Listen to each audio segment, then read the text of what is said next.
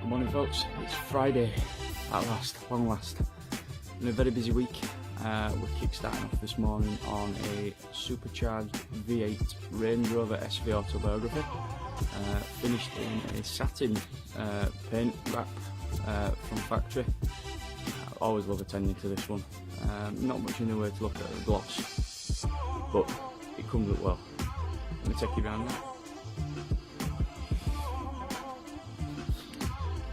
It's got the big upgraded 21-inch wheels. It's been fully safe washed as usual. Snow foam.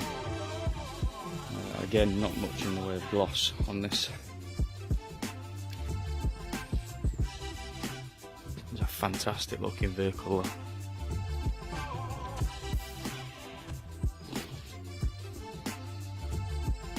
Take you down the side. I've had a full interior valet as well. How cool are these?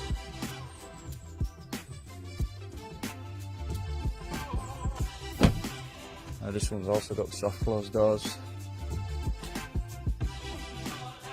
And then to finish up, exhaust tips have had a polish as well. For now, it's on to the next one.